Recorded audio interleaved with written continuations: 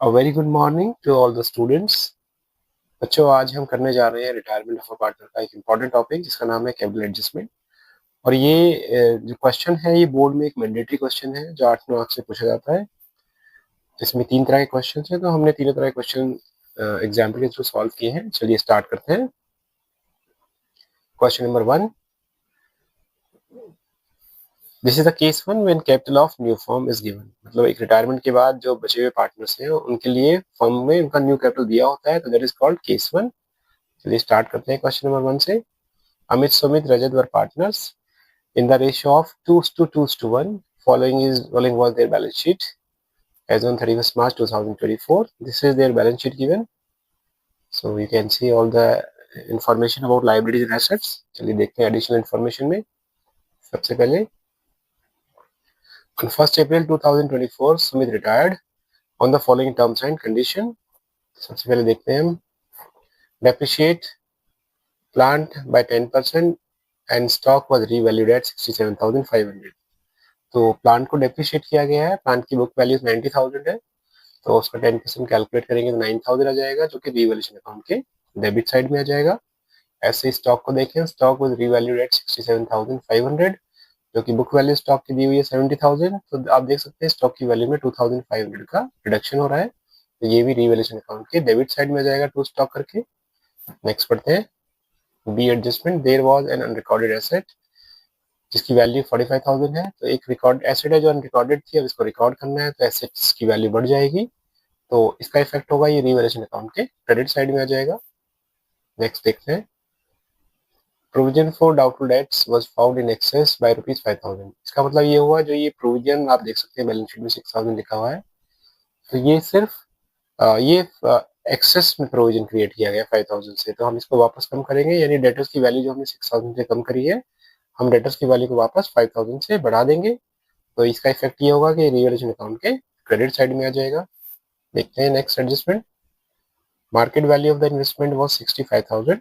आप देख सकते हैं इन्वेस्टमेंट की जो बुक वैल्यू है 1 लाख लिखा हुआ है बैलेंस शीट की एसेट साइड में, और जो मार्केट वैल्यू है इन्वेस्टमेंट की वो हो रही है 65,000। आप देख सकते हैं इन्वेस्टमेंट की वैल्यू 35,000 से कम हो रही है, और इस लॉस को बैकअप करने के लिए लाइबिलिटी साइड में एक इन्वेस्टमेंट फ्लक्चुएशन रिजर्व अकाउंट है जिसकी वैल्यू 30,000 है, तो 35,000 के लॉस को 30,000 तो इस फ्लक्चुएशन रिजर्व से कवर किया जा सकता है, बट इसको कवर करने के बाद भी 5,000 का और नुकसान हो रहा है, जिससे हम रिवैल्यूएशन अकाउंट में डेबिट साइड में लिख देंगे टू इन्वेस्टमेंट 5,000। तो सिंपल सा मतलब है 35,000 का टोटल नुकसान हुआ है, जिसको कवर करने के लिए हमने इन्वेस्टमेंट फ्लक्चुएशन रिजर्व मेंटेन किया हुआ है। जो कवर नहीं कर पा रहा है 30,000 तक तो ये कवर कर पा रहा है, बाकी जो एक्स्ट्रा 5,000 है उससे हम रिवैल्यूएशन अकाउंट में उसको डेबिट कर देंगे। नेक्स्ट है goodwill of the firm valued at ₹1,20,000। इसमें हम रिटायर्ड पार्टनर का शेयर निकालेंगे, और फिर क्योंकि न्यू रेशियो की कोई इन्फॉर्मेशन है तो उस हिसाब से गेनिंग रेशियो निकालेंगे, और गेनिंग पार्टनर्स को डेबिट करके रिटायर्ड पार्टनर को हम क्रेडिट कर देंगे, और उसके जो हिस्से का गुडविल होगा उस अमाउंट से। अब देखते हैं F adjustment. Total capital of the new firm after retirement of Sumit was 3 lakh. तो देखिए ये है केस 1 जहाँ पे कैपिटल ऑफ न्यू फर्म दी होती है, और इस कैपिटल को हम इनके न्यू रेशियो में डिस्ट्रीब्यूट कर लेंगे, और जो भी एडजस्टमेंट है अगर कोई एडजस्टमेंट होनी है वो बैंक के थ्रू हो जाएगा, और amount payable to Sumit was transfer to his loan account. तो this is the question. So चलिए स्टार्ट करते हैं इसका सोल्यूशन। जैसे हमने डिस्कस किया एडजस्टमेंट को, स्टॉक की वैल्यू 2500 से कम हो रही थी, डेबिट साइड में आ गया है। प्लांट को 9000 से डेप्रिशिएट किया गया है, वो डेबिट साइड में आ जाएगा।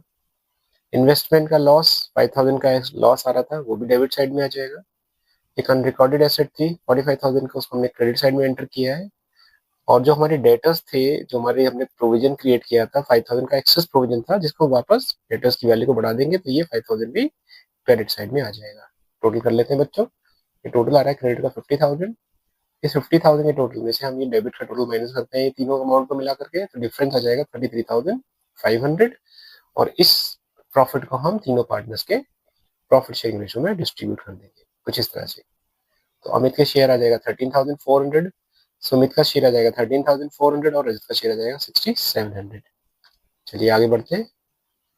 Next part, important part of this topic. सबसे पहले बाय बैलेंस शीट दिया जाएगा पार्टनर्स कैपिटल में, इनका कैपिटल का जो बैलेंस लायबिलिटी साइड में लिखा है उसको लिख देते हैं। फिर प्रॉफिट जो हुआ है रिवैल्यूएशन अकाउंट से, उस प्रॉफिट को यहाँ शो कर देते हैं तीनों पार्टनर्स में। अब गुडविल का ट्रीटमेंट देखते हैं। गुडविल फर्म की इसका वर्किंग नोट देख लेते हैं पहले। चलिए देखते हैं गुडविल का वर्किंग नोट। क्योंकि इस क्वेश्चन में न्यू रेशियो दिया हुआ था, सबसे पहले हम गेयरिंग रेशियो निकालेंगे। तो गेयरिंग रेशियो निकालने का फॉर्मूला क्या होता है? New ratio minus old ratio. तो इस तरह से हमने कैलकुलेट करा। अमित का गेयरिंग रेशियो आ रहा है 1/5 और रजत का गेयरिंग रेशियो आ रहा है 1/5। तो हम कह सकते हैं gearing ratio of Amit and Rajat will be 1:1, right. अब देखते हैं फर्म की गुडविल में सुमित का शेयर कितना है।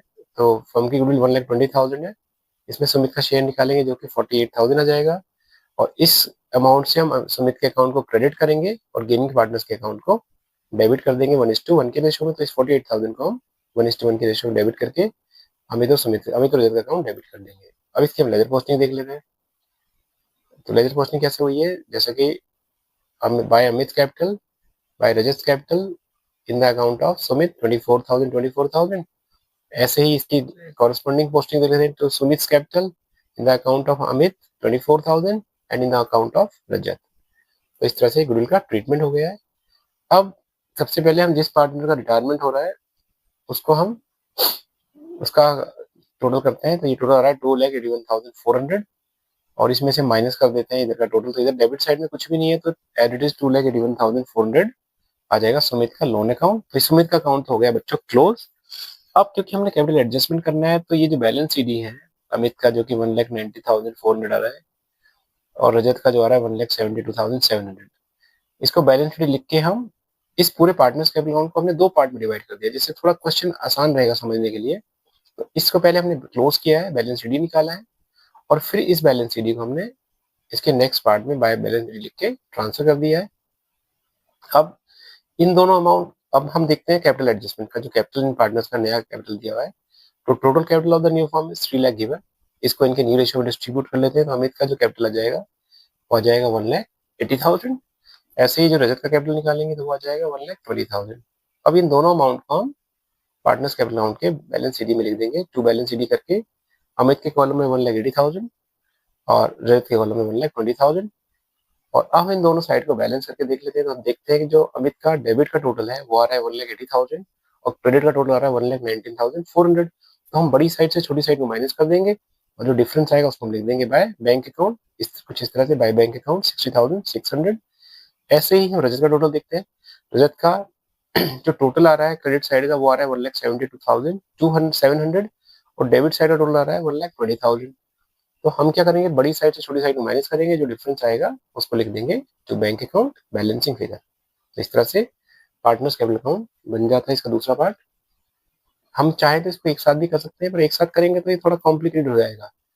तो ऐसे अलग अलग करने से ये क्वेश्चन थोड़ा इजी हो जाता है, बट आपकी चॉइस है, आप करना चाहें तो इसको एक साथ भी कर सकते हैं बच्चों। चलिए आगे बढ़ते हैं, हम बैंक अकाउंट को देखते हैं। बैंक अकाउंट कैसे बने, क्योंकि दो बैंक की ट्रांजेक्शन हुई है तो हमें बैंक अकाउंट भी बनाना पड़ेगा। तो उसके लिए सबसे पहले हम देखते हैं बैलेंस बीडी। जो बैलेंस शीट में बैंक का बैलेंस है 56,000 अपीयर्ड है। अब बाय बैंक आ रहा है इधर, तो इसकी लेजर पोस्टिंग हो जाएगी टू अमित कैपिटल के नाम से 60,600 और इधर टू बैंक आ रहा है तो रजत के कॉलम में, तो बाय ये हो जाएगी क्रेडिट साइड में बाय रजत कैपिटल 52,700। और हम अब इसको बैलेंस कर लेंगे इस डेबिट साइड के टोटल से, इस टोटल को माइनस करेंगे तो ये आ जाएगा 63,900। इसको हम लिख देंगे by balance CD balancing figure. तो इस तरह से हमारा बैंक अकाउंट बन जाएगा। अब बच्चों आगे बढ़ते हैं बैलेंस शीट की तरफ। बैलेंस शीट में लाइबिलिटी साइड में सबसे पहले तो पार्टनर्स का लोन आ जाएगा जो रिटायरमेंट ले रहा है। फिर कैपिटल्स आ जाएंगे अमित का रजत का 1,80,000 1,20,000। क्रेडिटर्स कोई एडजस्टमेंट नहीं है तो इसका एडिटर लिख देंगे हम। बढ़ते हैं लाइबिलिटी एसेट्स की साइड। प्लांट 90,000 था, 9,000 का डेप्रिसिएशन लग रहा था, 81,000 वैल्यू बच जाती है इसकी। फर्नीचर की कोई इन्फॉर्मेशन नहीं है तो इसका एडिटर लिख देंगे 1,95,000। स्टॉक 70,000 में से 25,000 माइनस करेंगे तो 67,500 स्टॉक की वैल्यू आ जाएगी। डेटर्स देखते हैं। डेटर्स की जो हमारी नेट वैल्यू थी 6,000 माइनस करने के बाद 1,44,000 बच रही थी, तो हमने वापस डेटर्स को बढ़ाना है 5,000 से, तो हमने इसमें प्लस कर दिया 5,000, तो ये हो जाता है 1,49,000। जो अनरिकॉर्डेड एसेट थी उसको भी एसेट में शो कर देंगे। इन्वेस्टमेंट्स की बुक वैल्यू जो मार्केट वैल्यू थी उस मार्केट वैल्यू में इन्वेस्टमेंट को शो कर देंगे 65,000। और कैश एट बैंक जो हमने अभी कैश का टोटल निकाला है बैलेंस शीट उसको हम लिख देंगे और दोनों साइड हमारी इक्वल हो जाएंगी। तो इस तरह से हमारा पूरा क्वेश्चन कंप्लीट हो जाएगा। तो ये क्वेश्चन था बच्चों केस 1 जहाँ कैपिटल दी होती है अब हम आगे बढ़ते हैं क्वेश्चन नंबर 2 की तरफ। बच्चों ये केस 2 है। इस केस 2 में कैपिटल और new form is not given, तो उसको हम कैलकुलेट करेंगे। तो चलिए स्टार्ट करते हैं। Question number 2, Ram Shyam and Mohan were partners in the ratio of 2:3. Balance sheet of their firm as on 31st March 2025 stood as, so this is their balance sheet you can see. Now let us see now additional information. Mohan retired on 31st March 2025 on the following terms. सबसे पहले adjustment है, land and building appreciated by 1,20,000। तो land building की value 1,20,000 से बढ़ रही है, तो ये रिवैल्यूएशन अकाउंट के डेबिट साइड में आ जाएगा। और मशीनरी की वैल्यू 10% से कम हो रही है, तो ये रिवैल्यूएशन अकाउंट के डेबिट साइड में आ जाएगा। 10% कैलकुलेट करेंगे, 2,50,000 का था, 25,000 से रिवैल्यूएशन अकाउंट में डेबिट साइड में दे देंगे टू मशीनरी। हम लिखते हैं B adjustment, there was an outstanding liability for workman legal compensation. तो एक फर्म के अगेंस्ट कोई लीगल कंपनसेशन का केस है जो फर्म की लायबिलिटी बढ़ा रहा है, तो ये रिवैल्यूएशन अकाउंट के डेबिट साइड में आ जाएगा। आगे बढ़ते हैं next. Debtors worth ₹5,000 already written as bad debts verbally promised to pay 3,500 in full settlement। इसका मतलब ये होगा कि 5,000 की ऐसी डेटर्स हैं जिनको firm already as a bad debts prove कर चुकी है, और वो प्रॉमिस कर रहे हैं कि वो 3,500 पे करेंगे इन फुल सेटलमेंट। बट ये प्रॉमिस वर्बल प्रॉमिस है, ऐसा कुछ उनका कोई पेमेंट हुआ नहीं है, तो इस तरह से इस एडजस्टमेंट का कोई भी इफेक्ट नहीं होगा इस क्वेश्चन के ऊपर। सिर्फ ये एडजस्टमेंट बच्चों कंफ्यूज करने के लिए लिखा हुआ है। चलिए आगे बढ़ते हैं। Provision for doubtful dates was to be created at the rate of 5% on debtors। तो आप देख सकते हैं डेटर्स की वैल्यू 2 लाख है, उसका हम 5% प्रोविजन निकालेंगे जो कि 10,000 आ जाएगा, और उसको हम रिवैल्यूएशन अकाउंट के डेबिट साइड में लिख देंगे। अब देखते हैं goodwill of the firm valued at 2,80,000, इसका कोई इफेक्ट नहीं है रिवैल्यूएशन अकाउंट के ऊपर। और नेक्स्ट है कैपिटल अकाउंट्स और remaining partners are to be adjusted in their profit sharing ratio. इसका मतलब ये क्वेश्चन की जो इनकी जो कैपिटल है वो हमें कैलकुलेट करनी है, उसको 2:3 के रेशियो में कैलकुलेट करना है। और लास्ट एडजस्टमेंट है, the amount due to Mohan is to be transfer to his loan account. चलिए बच्चों स्टार्ट करते हैं इसका सोल्यूशन। सबसे पहले तो मशीनरी आ जाएगा, मशीनरी को 25,000 से डेप्रिशिएट किया गया है। डेटर्स के अगेंस्ट 10,000 का प्रोविजन है, वो भी डेबिट साइड में आ गया है। फर्म के अगेंस्ट एक लीगल क्लेम लायबिलिटी आ रही है, वो भी डेबिट साइड में आ जाएगा। और लैंड बिल्डिंग की वैल्यू 1,20,000 से बढ़ रही है, तो वो क्रेडिट साइड में आ जाएगा। अब इस टोटल से हम इस 1,20,000 में से ये सारा टोटल माइनस करेंगे, जो डिफरेंस आएगा 35,000 वो हो जाएगा प्रॉफिट ऑन रिवैल्यूएशन अकाउंट, और उसको हम तीनों पार्टनर्स के रेशियो में डिस्ट्रीब्यूट करके दिखा देंगे। चलिए आगे बढ़ते हैं next part of this question. Partners capital account कैसे बनेगा बच्चों? सबसे पहले बाय बैलेंस शीट लिख देते हैं। ये कैपिटल का वो बैलेंस है जो बैलेंस शीट की लायबिलिटी साइड में अपीयर है। उसके बाद जो प्रॉफिट हो रहा है रिवैल्यूएशन अकाउंट, उसको डिस्ट्रीब्यूट करके हम दिखा देते हैं यहाँ पर तीनों पार्टनर्स के अकाउंट में। अब बात करते हैं गुडविल की। तो गुडविल के लिए हम वर्किंग नोट देखते हैं। सबसे क्योंकि न्यू रेशियो दिया हुआ है, तो सबसे पहले हम क्या निकालेंगे बच्चों? सबसे पहले हम गेनिंग रेशियो निकालेंगे। इसका फॉर्मूला होता है new ratio minus old ratio. तो राम का गेनिंग रेशियो आ जाता है 4/35, और सोन का आ जाएगा 6/35। तो हम लिख सकते हैं the gaining ratio Ram and Sohan will be 4:6 और 2:3। अब देखते हैं मोहन के शेयर का, जो शेयर का गुडविल है वो कितना आ रहा है? 80,000। इस 80,000 को हम राम और मोहन के अकाउंट को डेबिट करेंगे 2:3 के रेशियो में, तो एंट्री पास हो जाएगी। Ram's capital account debit, Sohan's capital account debit to Mohan's capital account 32,000, 48,000 and 80,000। अब इसकी हम लेजर पोस्टिंग देख लेते हैं बच्चों। सबसे पहले आ जाएगा बाय राम्स कैपिटल अकाउंट 32,000, फिर आ जाएगा बाय सोहन्स कैपिटल अकाउंट 48,000। इसका कॉरेस्पॉन्डिंग इफेक्ट भी देख लेते हैं। To Mohan's capital account, Ram के कॉलम में 32,000 आ जाएगा, और सोहन के कॉलम में आ जाएगा 48,000। अब हम क्या करेंगे, जिस पार्ट जो पार्ट रिटायरमेंट ले रहा है पहले उसका हम अकाउंट क्लोज कर देते हैं, यानी मोहन का अकाउंट सबसे पहले क्लोज किया जाएगा। तो 4,90,000, क्योंकि डेबिट साइड में कुछ भी टर्म्स नहीं है, कोई अमाउंट नहीं है, तो पूरा का पूरा अमाउंट मोहन के लोन अकाउंट में ट्रांसफर हो जाएगा।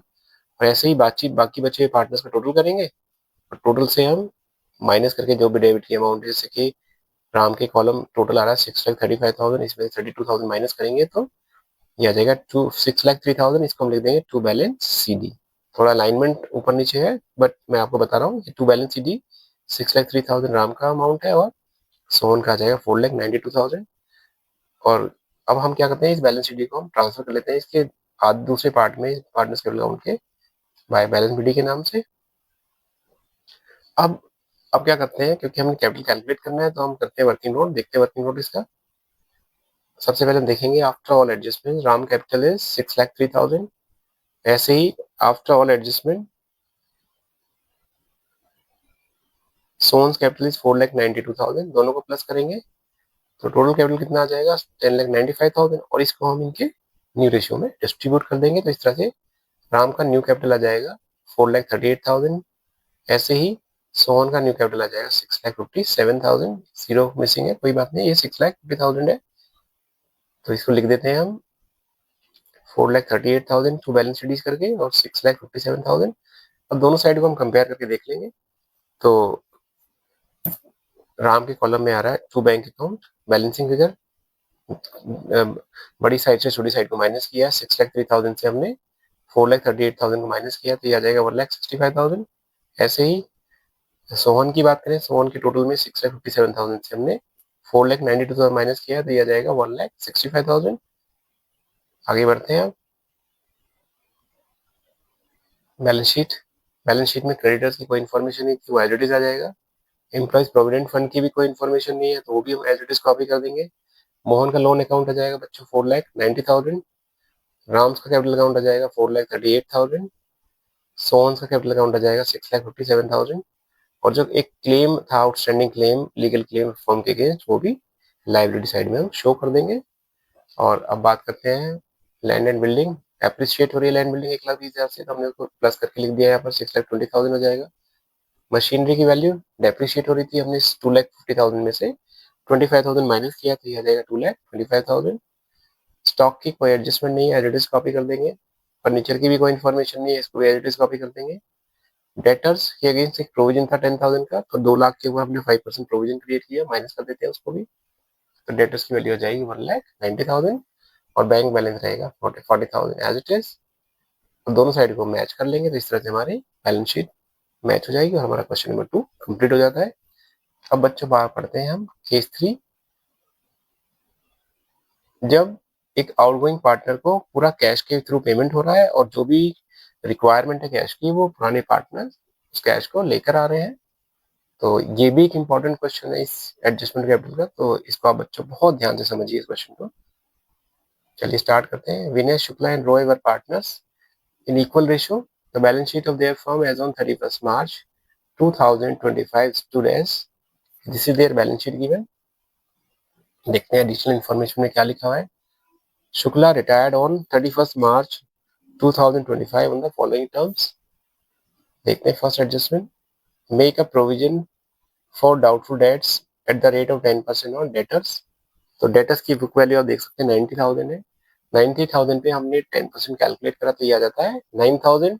बट हम क्या देख रहे हैं कि प्रोविजन ऑलरेडी 10,000 का बना हुआ है, इसका मतलब हमने जो प्रोविजन बनाया हुआ है वो एक्स्ट्रा प्रोविजन बनाया हुआ है, तो हम वापस उस प्रोविजन को कम करेंगे, यानी डेटर्स की वैल्यू को वापस हम 1,000 से बढ़ा देंगे। तो इसका इफेक्ट क्या होगा बच्चों, ये रीवैल्यूएशन अकाउंट के क्रेडिट साइड में आ जाएगा। एक बार फिर से बता देता हूँ, 10% हमने कैलकुलेट करा, 90,000 के डेटर्स लिखे हुए हैं, 90,000 का 10% अगर मैं कैलकुलेट करूँ तो ये आ जाता है 9,000। बट प्रोविजन तो ऑलरेडी 10,000 बना हुआ है, इसका मतलब हमने प्रोविजन ज्यादा बनाया हुआ है तो हम इसको कम करेंगे 1,000 से। तो इस तरह से हम डेटर्स को 1,000 से बढ़ा देंगे और इसका इफेक्ट क्या होगा, ये 1,000 रिवैल्यूएशन अकाउंट के क्रेडिट साइड में आ जाएगा। और जब हम बैलेंस शीट बनाएंगे तो बैलेंस शीट में वापस 1,000 इसमें प्लस कर देंगे तो डेटर्स कितना हो जाएगा बच्चों, 81,000। देखते हैं next, furniture to be depreciated by 16,000। तो फर्नीचर को हमने 56,000 लिखा हुआ है और हमने इसको 16,000 से डेप्रिशिएट कर दिया है, तो इसका इफेक्ट क्या होगा, फिर रीवैल्यूएशन अकाउंट के डेबिट साइड में आ जाएगा। एक आउटस्टैंडिंग बिल है फॉर रिपेयर्स, एक एडिशनल लायबिलिटी आ रही है फर्म के अगेंस्ट, तो ये भी डेबिट साइड में आ जाएगा।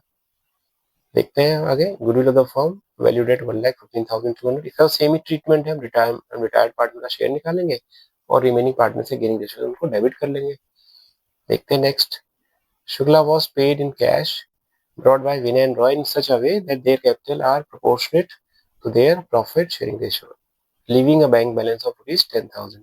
मतलब इसका मतलब ये हो गया, जो रिटायर्ड पार्टनर है उसको पूरा कैश पेमेंट किया जा रहा है और जो भी कैश की डेफिशिएंसी है, जो भी कमी है, उसको पुराने पार्टनर अपने प्रॉफिट शेयरिंग रेशियो में लेकर आ रहे हैं और फर्म अपना कैश भी यूज कर रहा है पेमेंट करने, यानी फर्म का जो कैश बैलेंस है 40,000 है, उसमें से कितना बैलेंस छोड़ना है बैंक में 10,000।